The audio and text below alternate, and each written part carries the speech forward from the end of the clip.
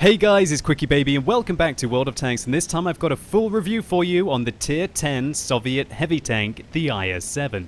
When hulled down, the IS-7 has some of the thickest armor in World of Tanks. Just check out these Tier 10 mediums, unable to do anything to it. Furthermore, the low-profile nature of the IS-7 allows it to face-hug its opponents into submission. And if that wasn't enough for you, how about it being the 4th fastest heavy tank in the game with regards to top speed limit at 59 kilometers an hour. So if that sounds like your cup of tea, stick around. I've got some Ace Tanker gameplay coming right up after I discuss the statistics of this vehicle, and if you have no interest in picking up the IS-7, I'll tell you how to crack its seemingly impenetrable armor. So let's compare the IS-7 to a variety of the other Tier 10 heavy tanks. Immediately you might be disappointed to know that the IS-7 has the lowest DPM out of any of these vehicles, and it is much lower than the 113 which the vehicle closely competes with. The penetration, however, is not too bad. 250mm will give you enough to be able to punch through most of your opponents without having to resort to premium rounds, but if you do choose to resort to premium rounds in this vehicle, they are excellent with 303mm of APCR penetration. The IS-7's main armament is 130mm S70, which has 490 alpha damage. This is a really nice chunk of health to take away from your opponents, and it is just that little bit sweeter than the 113 or the IS-4, and much better than the 120mm guns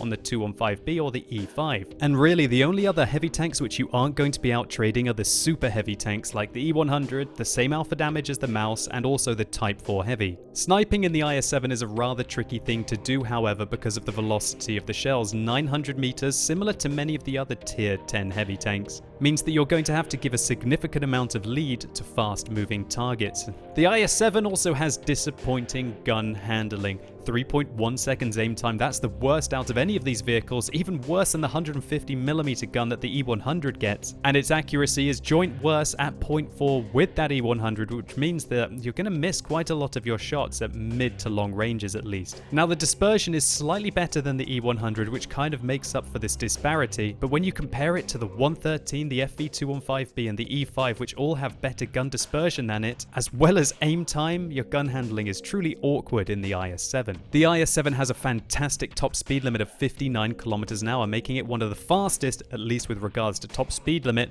heavy tanks in the game, with only the Object 260 being 1 kilometer an hour faster than it, and the top tier French heavy tanks, the AMX-50B and the AMX-50-120, going at 65 kilometers an hour. And so this means that if you can get some momentum, especially when you're going down slope in the IS-7, you can quite often outpace even medium tanks and leave pretty much all other tank destroyers and heavy tanks in your dust. However, I stress if you're going down slope, and that's because the horsepower to ton ratio of this tank, while it's not bad with a very meaty 1050 horsepower engine, the power to weight ratio is just under 15.5, which doesn't look too bad, but unfortunately the IS-7 gets the worst ground resistances of any of these vehicles, even worse than the E100, which means that it's very unusual to actually get up to the top speed limit of the IS-7, and I'll be showing you that in the gameplay in just a minute. Furthermore, the IS-7 has a disappointing tank traverse speed of 28 degrees a second, which when you combine with these terrain resistances is much worse than the 113, the FV215B and the E5, which can be very disappointing as the IS-7 often has to sacrifice a lot of the momentum that it's built up to be able to go round corners, which is very frustrating when you know you have that awesome top speed limit that you want to try and maintain. So far you've heard that the IS-7 pretty much has one of the worst guns out of any of these vehicles, with the worst weapon handling and not fantastic mobility out of the top speed limit. Well, you'll be happy to know that one of the reasons why the IS-7 is the most popular Tier 10 heavy tank in the game is the armor profile. The IS-7 has one of the most dependable turrets in World of Tanks. Just look how thick the armor is. Pretty much all over the front of it is 400mm. And unless you can get above it to shoot down on the weak upper hatch and the cupolas, good luck even trying to damage the IS-7. Also, while the IS-7 doesn't have the thickest frontal armor in the game at 150mm, as you can see by the unique shape of the design of the hull, this pike nose, it makes the 150mm very effective indeed. At 200 meters, your frontal armor is pretty much 300mm plus on the whole of the front of the tank, unless your enemies manage to get your lower plate, but even then it's fairly well angled, meaning that you still have about 220 to 230mm of lower plate armor. This means that there are many Tier 8 and even Tier 9 vehicles that just can't pen the IS-7 frontally unless they resort to firing premium at it, even if they do get its weak point of being the lower plate. So your next idea might be, well, why don't I just angle my IS-7's armor to increase the effectiveness of my lower plate? And yes, if you do angle at about 45 degrees, the lower plate goes up to about 265 millimeters of effective armor. But then you're just covering up one issue to create another. And if you angle your lower plate like this, the upper hull armor is no longer angled, which means that you only need about 240 to 250 millimeters of penetration to be able to get through the IS-7. And that's at a distance. If you're up close and personal with the IS-7 and he angles his armor like this, and you're quite often taller than him, you can go through here with 200 to 210 millimeters of penetration. One thing to watch out for as well with the lower plate is when you're in close quarters combat and you're aiming down on the IS-7, its effectiveness does go up. The IS-7 side armor can be very confusing indeed. On the upper part, it is 150 millimeters thick, and it's also very well angled, so unless you get the enemy tank pretty much like this, it's going to be an auto ricochet. Then there's an area of armor under here which is less thick, 100 millimeters, but it has spaced armor protection of 30 millimeters, and so that makes this band of armor actually more effective than the thicker armor above it. And so if you're shooting at the side of an IS-7 and you have it completely flat, this is 240 millimeters of effective armor. So do not shoot this spaced armor bar here. You want to shoot above it where it's 200 millimeters of effective, or you want to try and shoot underneath between the tracks where the whole of the hull has only got about 120 to 140 millimeters of armor. Now, of course, you're not often going to get the entire flank of an IS-7. You're going to be pretty much aiming at it like this. If that is the case, don't try shooting this whole bar here. You want to shoot between the tracks where the vehicle has pretty much got about 200 millimeters. Or if you can make the shot, shoot at the front of the tracks. You're likely to take them off and only need about 180 to be able to go through here. And so this means with the IS-7, one of the worst things that you can do is angle the tank at 45 degrees. You want to angle the tank pretty much like this, going backwards and forwards, hoping that they're going to miss your lower plate, hit your upper plate, or get absorbed in your amazing side armor. So while the IS-7 certainly has some very impressive armor, it is not that resilient with regards to its health points. It has 2,150 hit points, only more than the Object 260 in the AMX-50B. And when you combine this with the poor DPM of the vehicle, that means that quite often a tank like a 113 or a T110E5 can simply outgrind an IS-7 unless it can use its armor effectively. Thankfully, the IS-7, like all Tier 10 vehicles, has very nice view range at 400 meters, which should allow you to spot for yourself very effectively indeed, especially if you start to get things like situational awareness and recon on your vehicle. One final thing to mention is that the IS-7 is actually quite a heavy tank, weighing nearly 68 tons. That is massively more than the 113, which is pretty much the weight of a heavy medium, and surprisingly more than the IS-4, which you would consider to be the more pure heavy tank, right? And so what this means is that by going at 59 kilometers an hour with 150 millimeters of frontal armor and weighing 68 tons, you can pretty much outram most vehicles in the game, and so that's definitely something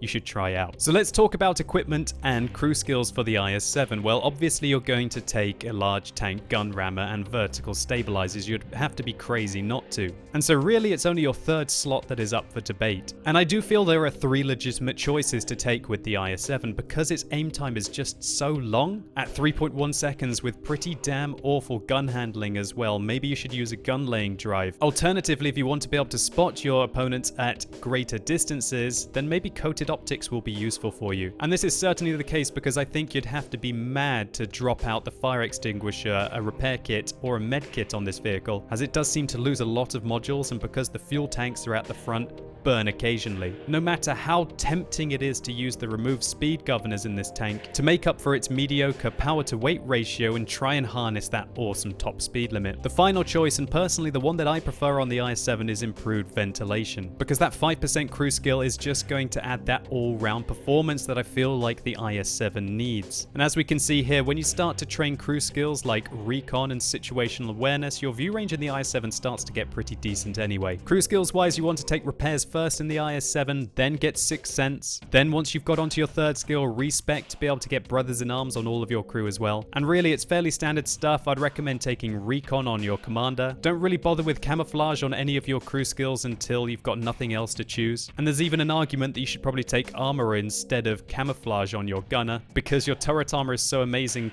often people just randomly shoot at it and hope for luck or fire high explosive at you. One thing I'd really like to highlight, however, is that while the IS-7 does have 2 loaders, they are not doing the same job. Your first loader in the upper slot is a pure loader. However, your bottom loader in your second slot is actually the radio operator as well. And so this means don't make the same mistake that I did and take safe stowage to improve your ammo rack's durability on your bottom loader. Instead, put it on the top loader because he's really got nothing else to learn. And you definitely want to take situational awareness on your second loader to be able to improve your view range. And remember, there's no point in having safe stowage across 2 crew members. But anyway, I think that's quite enough theory crafting. Let's get stuck into some gameplay. So firstly, I'm playing on Ruinberg. And we're in a fairly nice matchup here. There are a hell of a lot of tier 8s on the enemy team, and those are vehicles that the IS-7 just loves to pick on. Of course, any tank that has 225 pen here, STA-1, gosh, what does that have? About the same, right? The IS-3, 225 as well. The T-34s are more like 245. All of those kind of tanks are vehicles that the IS-7 just loves to bully. Now, you saw me make quite an aggressive play towards the center of the map at the beginning, and that's because I was thinking about going into the middle. But when I saw the Batchat duck in there, oh no, we can't make that kind of an aggressive play. Now, of course, the IS-7's top speed limit, you should try and think about what kind of funky positions you can get yourself into, but they shouldn't come at all cost. And if I'd rushed in there, I would have simply got obliterated by the Jagdpanzer 100 above and the Batchat autoloader that was in there. We put a good shot into the Tiger 2, doing 541 damage to him, but just take a look at the aim time of the vehicle. You have to just sit there. And remember, I've got some good crew skills in this tank. I've got brothers in arms. We're using, obviously, vertical stabilizers. We're using vents instead of a gun laying drive, so definitely do take that into account. And I'm pretty sure I'm using snapshot on my gunner as well. So this is pretty much as good as the aim time gets on the IS-7, of course, without using that gun laying drive. So I've decided to work my way into town. We're definitely going to have a positive roll in this game. It's a 46%er. And one thing that I should have mentioned that I forgot in the statistics is also the fact that the IS-7 does get 6 degrees of gun depression, which is rather efficient. And when you think that the vehicle is so low profile, 6 degrees is awesome. See, at these kind of ranges, it doesn't really matter if you've got 3.1 seconds aim time and fairly bad gun dispersion values. Managed to put a good shot there into the side of the T-34. Not sure if we took his tracks off, didn't quite manage to see that. But we bounced 2 shells. 2 high penetration shells. So I think, shall I shoot at the lower plate of the VK? Nah. Shooting at the lower plate of the VK is for suckers, right? So we might as well have a better chance of penning his cupola. Now, take into account what I did there. I angled my hull in, forced him to shoot at my side armor rather than hitting my lower plate. Those little movements are so important in the IS-7, and you're going to have to be able to pick them up if you want to be effective in the vehicle. Now, I feel like that flank is safe because we've got a WTF Panzerfahr and a Centurion that is going to be able to hold it. And now these kind of rubble bits and these undulations are usually where the IS-7 is just fantastic. Or at least, usually where the IS-7 is fantastic. I'm like, where does he pen me? And he actually shot me in the lower plate. And do you know why? Because I lurched forwards just a little bit, which wedged my lower plate up in the air, which allowed him to easily go through it. However, a couple of rounds into him, we've out-traded him. I definitely have a much better rate of fire than the 75, and so it would have been an absolute shame if I had traded 1 for 1 with him. Definitely be thinking about when vehicles have worse rate of fire than you, so you can out-trade them, because generally you have the mobility in the IS-7 to be able to, at least in these kind of close quarter engagements, outmaneuver other heavy tanks. So the VK's missed. We're going to have a shot up. Again, it is cupola. We managed to go through. And I noticed there I was firing an APCR round. I guess it's because I was worried about these tier 9 German heavy tanks, and also the fact that my team are down by 2 vehicles, even though we've done 3,600 health worth of damage here. So I ignore the VK, I don't think I can pen him. Instead, we managed to shoot that lovely little bit on the T-34. Unfortunately, we leave him on 5 health. That was a bit of a low roll, one of the first proper low rolls we've had this game. 443 out of 490, leaving him alive. That's a bit of a shame. I can't quite manage to get a shot into the T-34 there. Fair enough, this tank is low profile, which is awesome, but unable to get one into the T-34. But that's a very juicy side shot into the tier 9 German heavy tank.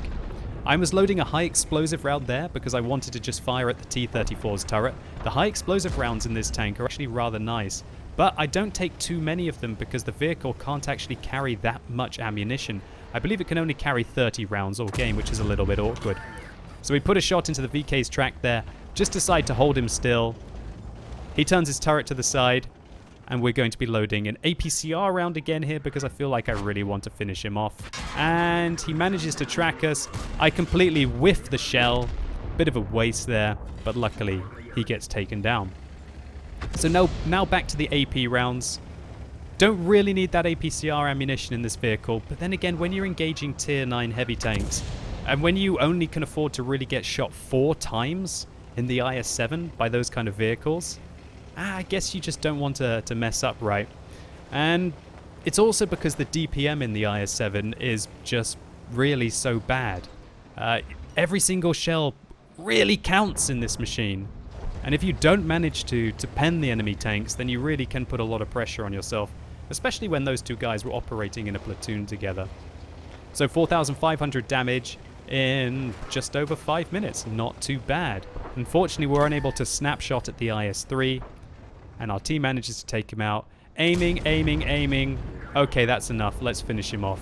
Taking out the Batchat on the enemy team, I was very happy to secure the kill on that tier 10 French medium tank. They've still got a Griller though. We're going to have to watch out for him. He's on 3 kills. Where is he? Well, he was last spotted in this location. It's very likely the enemy artillery are on the other side of the map. And you see me advancing using the buildings here to hopefully try and gain some cover from him, and also to gain some cover from the enemy artillery. Hopefully these bushes will mask our approach. I really need to get towards this area here to be able to use these buildings to hide from the artillery on the enemy team. And I've also loaded a high explosive round here. My last remaining high explosive round in the tank. 68mm of penetration, 640 alpha damage. That should be enough to be able to devastate the Griller's, at least his gun turret if we manage to hit him there. Oh gosh, he's on my left. He comes around the corner, he doesn't aim at me, and I just completely faff the shot up. I thought that I had not very long to be able to shoot at him, and I think, shall I go around the corner right now? And then that artillery luckily misses me and hits the building. Bit of a misplay there by me to go around the corner to try and pressure the Griller. I think that was more of a frustration by the fact that I played badly and I missed my shell and he killed one of my friends behind me. But our knowledge of this little gap allows us to put a shell into him, and he finishes off my ISU-152, who makes the sacrifice, and of course I need to get around the corner and put a shell into him. And at that kind of range, fair enough, it might have been a little bit of a heartbreak if we'd missed, but I felt like we had enough health to be able to take one shell from the Griller at least and finish him off. And he's actually faster than us. Scary that tier 10 tank destroyer. And somehow the enemy Batchat, I'm not sure if he kills himself or if he rolled his tank over, but he manages to die and he was actually here. So from here on, it's just a case of trying to hunt down the T-92 as safely as possible. I really wish I had that high explosive round left over because he's got 500 hit points. So that means that we are a 50-50 whether we kill him. And we roll just a little bit high, which is enough to secure the kill on that tier 10 American self-propelled gun. So all in all, a solid result here for the IS-7 on Ruinberg, as you would expect. Definitely one of the better maps for this vehicle. But even with a couple of mistakes, we had a great impact and managed to carry a 45%er. Before we take a look at the post-game stats, let's get stuck into some more gameplay. So now we're playing on Abbey, and I'm going to show you when the top speed limit of the IS-7 can be rather useful indeed. Now on Abbey, it's one of the maps that if you choose to go down the east of it, that you want to progress as fast as you can. And why is that? Because generally the players that manage to get into the positions here for the enemy team and also here for my team are safe from the enemy artillery by using these lovely mounds here and here to avoid them. So of course that's what we're going to do with the IS-7. Now, this should give you an idea of the mobility of this vehicle. Down to 35 because we're going slightly up a hill here.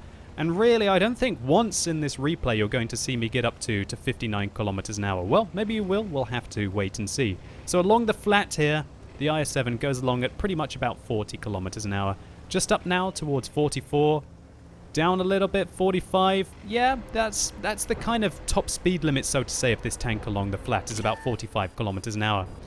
We decide, well, that's another advantage of having that top speed limit, being one of the fastest tier 10 heavy tanks, at least one that is very well armored, is that we're able to spot that Tiger 2 and get him completely taken out by, oh wow, look at that, old school, a WT Alpha 100. Yeah, this replay is from patch 9.14, so it's not that old. That was the swan song, so to say, of that German tier 10 tank destroyer. Talking about German tank destroyers, here's a Jag Panther 2. And this is where we're going to get rather lucky. Wow. I didn't expect that one to go in. That really shouldn't have gone in, but it did. Oh, but luckily we managed to find that pig. I guess he thought that he was going to be safe there behind the Tiger II and the Jagdpanther. But no. And that's where having that 490 alpha damage is just rather lovely indeed, right? And this is the kind of way that I love to play my IS-7. Rather aggressive, try and take important locations, and then live by the sword, die by the sword, right? Trying to dig your opponents out. So we come around the corner, we find a Waffenträger auf Panzer IV. We put one into him. It looks like he hasn't managed to connect or something so far this game. That's a little bit disappointing. Now we're going to fire off the high explosive rounds, put one right into his turret there. Ooh, 601 damage. Taking a couple of high explosive rounds on your heavy tanks, I really recommend that you do it. Not only for just interrupting the caps, very useful for finishing off tanks on very low health, but more importantly, now that there are so many Guerrilla 15s around in the game, they can be very useful. And they were also very useful last patch for taking out tanks like the WT Alpha 100, right? So we fired directly at his gun. Hopefully we broke his gun there. Possibly. Looks like he's finished killing tanks and now he's on his reload.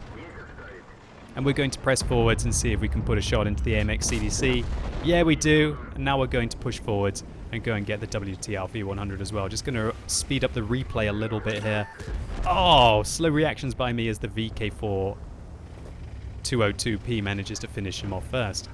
Now, this is another one of the great things about the IS-7. It's able to quickly be able to go back and defend. Now, I guess there are a couple of options available to me here, right? One is to try and secure the cap circle with my buddies, but I'm always worried about sitting in the cap circle here because you can get shot from the middle, you can get shot from up here, so I felt like it was better for me to be able to pull back to base to be able to defend my own cap. Especially considering also I've managed to pick up 4 kills and 3,000 damage and have all of my hit points remaining. So yeah, maybe a little bit of rush of blood to the head here. But exactly what I thought was going to happen did. The Speerpanzer in the middle finishes off the T-30, although you might argue that if I'd been there, maybe I could have provided cover for the T-30. Now this is a very interesting engagement here. You might think, well, why did you shoot the side of the T-62A there? And that's because there is actually a rock that I had no idea about. Look at it, it's behind a tree. And that T-62A is making good use of that rock there. So well played to him. Firing heat rounds into my tracks, however, that's not really going to do it for him. And this is how I recommend that you advance at people with your IS-7. You pretty much want to angle your tank like this and just drive at them. What that means is that any round on the side of your tank isn't going to work, and that puts the pressure on them to hit your lower plate. And that generally is how I've found that you can maximize your IS-7 health, or at least the effectiveness of your armor. And let's be honest, when you've got a tank which is rather low accuracy, 0.4, remember, one of the worst on any of the tier 10 heavy tanks, and also that horrible aim time and gun dispersion, this tank, at least for me, how I've managed to deploy it successfully, is best at up close and personal, or at least in very short range combat. I feel like that's where the IS-7 truly does triumph. So we didn't actually manage to do anything to defend the base there, but at least we went back and threatened them, right? Well, maybe also we distracted that T-62A for long enough for, it looks like, the WT to be able to finish him off from the side. Didn't quite see who managed to pick that up. So remember, IS-7's power to weight ratio isn't fantastic, and the ground resistance is also pale as well. So we're unable to get up here more than about 15 kilometers an hour. But now, once you've crested the hill up to 35, now up to 40, now we're going to go slightly downhill, so we might actually see the top speed of the IS-7, but I don't actually accelerate going down this hill very quickly because I'm kind of concerned that I'm walking into a trap that the TVP VTU and the T-62A might be setting. Nevertheless, let's go after this E-75. You'll notice that the first round I'm going to fire at him is an AP round, and now I'm going to be reloading APCR. And that's because, frankly, the frontal armor on the E-75 is an absolute pain in the backside for 250, and in this kind of situation where I'm going to get flanked probably from his allies, it's far better to have the APCR rounds just secure the shots. Now I want to reverse because I'm really worried about the TVP VTU or the T-62A flanking from the side, but luckily the ISU manages to finish off the E-75, so we don't have to worry about that, and we can keep on ploughing forwards. And this is where the IS-7 is just rather lovely, you know. It's able to just hound down its opponents at the end of the game. Many of the very heavy tanks like the E-100 or the Type 5 Heavy or even the Mouse just simply can't do that. And many of the other tanks, such as the IS-4, also struggle to be able to get around as quickly as the IS-7. And it's this kind of momentum that you can build up in the IS-7 that can really surprise your opponents. I'm not sure if that TVP V2U really figured out that I would be coming down there as quickly as possible. Did I just track him, which made him roll over? Hey, it wouldn't be an IS-7 tank review unless we rammed something to death, hey, right guys? We do, how much is that? 251 to him there and only take 52 in reply. And now this is going to be an interesting engagement against the T-62A at the end of the game. We put one into him, and we find out he's firing heat, so I want to try and over-angle my armor, and the reason for that is that I want to be able to get him to shoot down into my tracks. It looks like, see how I'm angling my armor up here? I'm basically trying to make it difficult for him to fire, because if I give him a flat surface to fire at with the heat rounds, it's going to be going in.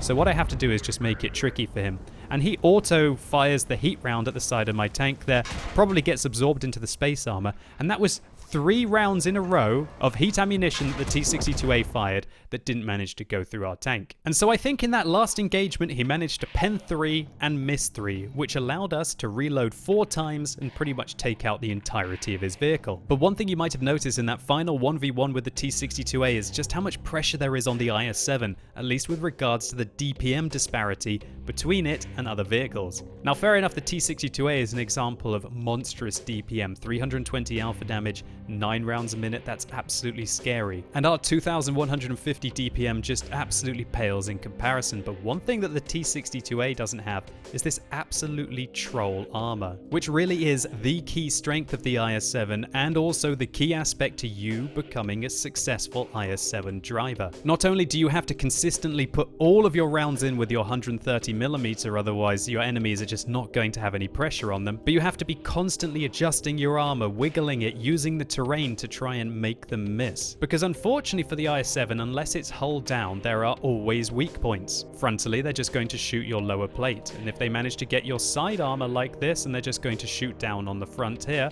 or alternatively take your tracks off. But if you exert constant pressure on your opponents and make them miss, then even the 330mm of penetration in this T-62A's heat rounds is quite often not going to be enough. So in our first round on Ruinberg, we managed to pick up a high caliber medal for the 6,268 damage we did. We also managed to do a little bit of assistance into tracking, 1,100 of that nearly, and 1,162 base experience points. Even though we fired, I think, a couple of APCR rounds that game, we made 48,000 credits profit as well, and we took 3,160 potential damage, 2,180 blocked with the armor, only 2 of the enemy shells able to penetrate it. An all-round great performance for the tank, and we were certainly able to carry this game. Next up on Abbey, we also got a high caliber, but this time also were rewarded with a Top Gun medal for our kills. This time our base experience points was much more impressive, 1,428, and that's because we also did a lot of spotting, 2,460 to be exact. 800 of that was against the Tiger II at the beginning, 401 against the Jagdpanther II, showing you that the IS-7's top speed limit of 59 kilometers an hour can be very useful for getting into aggressive positions, which frankly the enemy team didn't seem prepared for. This time we picked up 6,999 damage, and even though I think we fired a couple of APCR rounds, made a cool 65,000 credits profit. And that was nearly 7,000 damage in less than 8 minutes. That was a bit of a riot of a game.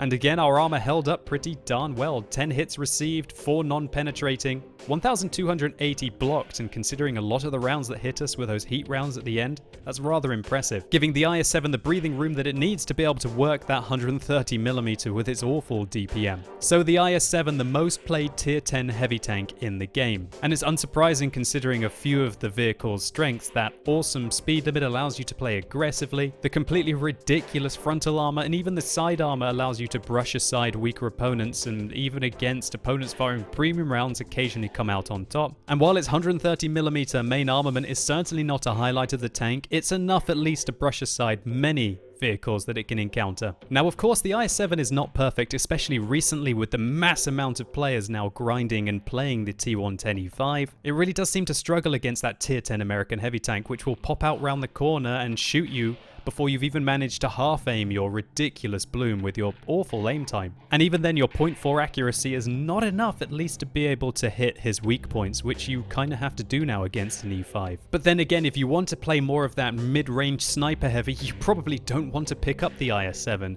And this is specialized for people who just like to get up in tanks' faces, to use its ridiculous armor to laugh manically as they bounce round after round off you. Quite a lot of people get the IS-7 thinking it's going to be ludicrously fast because of that top speed limit, but if you're a medium tank driver thinking about branching out into heavies, I wouldn't be so sure about picking up the IS-7. You'd probably be best suited to going and getting the 113 as an example, which due to recent buffs has made it absolutely awesome. But I think that the IS-7 is certainly a vehicle that you have to eventually pick up in World of Tanks because it just has a unique armor profile, probably the most unique one in the game. So hopefully you guys enjoyed this tank review, or maybe it was just useful to you. If it was, please consider giving it a like down below. It really helps the channel out. And if this video has sparked your interest in the tier 10 Soviet heavy tank, then simply click through up here or use that more info icon in the top right hand corner of your screen to see some awesome IS-7 replays. And let me know in the comments down below what you guys think about the IS-7. Is it the kind of vehicle that you absolutely hate to meet because you can't seem to penetrate its otherwise seemingly awesome armor? Or maybe you picked up the tank and you absolutely hated it. If so, why? And as always, thank you so much for watching. You've been epic, and hopefully I'll see you soon.